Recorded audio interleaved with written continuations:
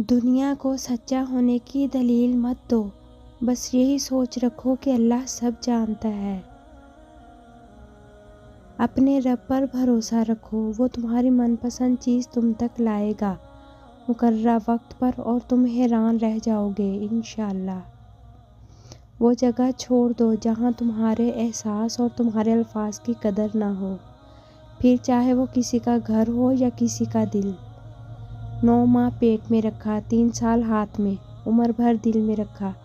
اللہ تعالیٰ سب کی ماؤں کو سلامت رکھنا، آمین۔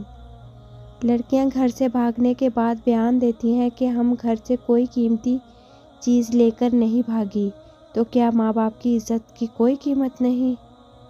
جب تمہارا دل کسی کے گلے لگ کر رونے کو چاہے تو قرآن کو گلے لگا لینا۔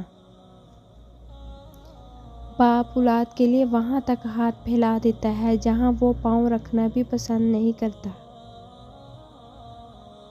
اللہ جی، آپ مجھے اتنا بدل دیں کہ میں آپ کو پسند آ جاؤں۔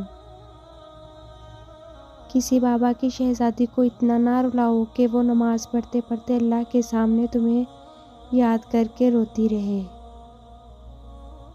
اللہ سے اپنا رشتہ اتنا مضبوط کرو کہ تمہیں کسی کے سہارے کی طلب ختم ہو جائے۔ عورت اگر کسی مرد کو اپنا جسم مفت میں دے دے تو وہ اسے محبت کہا جاتا ہے، اور اگر بدلے میں پیسے لے لے تو اسے فحاشی کہتے ہیں۔ کسی کی بہن کی عزت مت اجاڑو، کیونکہ مرد تو ایک غسل سے پاک ہو جاتا ہے، مگر بنت ہوا کا ماضی زمانہ یاد رکھتا ہے۔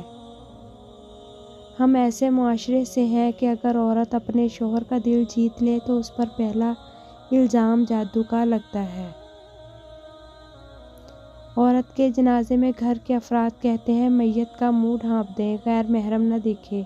اللہ کی قسم، زندہ کے لیے بھی یہی حکم ہے۔ اور ایک کڑوا سچ تو یہ ہے کہ بنت ہوا کا بھی اب پاک محبت میں دل نہیں لگتا۔ عورت کے لیے بہترین زیور پردہ ہے، اور پردہ دار عورتیں جنت میں میری بیٹی فاطمہ رضی اللہ عنہا کے ساتھ ہوں گی۔ میاں بیوی کا اکٹھے برتن میں کھانا کھانا بے شرمی نہیں، بلکہ سنت رسول صلی اللہ علیہ وسلم ہے۔ جن کے آنے پر کائنات کھڑی ہو جائے انہیں محمد صلی اللہ علیہ وآلہ وسلم کہتے ہیں، اور جن کے آنے پر محمد صلی اللہ علیہ وآلہ وسلم کھڑے ہو جائیں انہیں فاطمہ کہتے ہیں۔ ایک عورت رات کے وقت اکیلی جا رہی تھی۔ حضرت عمر رضی اللہ عنہ نے بھیس بدل کر پوچھا کہ رات کے وقت اکیلی جا رہی ہو، آپ کو ڈر نہیں لگ رہا کیا؟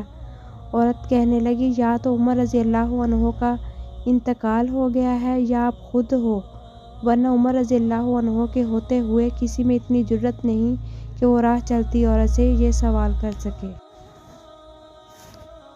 تم ایک پری کی ماند ہو، اللہ تمہیں درندوں سے محفوظ رکھے۔ جو خوبصورت اور پاکیزہ بیوی مرد سے خود کو ایک درجہ کم سمجھ لے تو اللہ تعالیٰ اسے ماں کی صورت میں 3 درجے بلندی عطا فرماتا ہے۔ میری دعا ہے کبھی کسی معصوم عورت کے خواب کسی کم ظرف مرد کے محتاج نہ ہوں، اور کسی سچے مرد کے جذبات کسی چالباز عورت کی چالاکیوں کی نظر نہ ہوں۔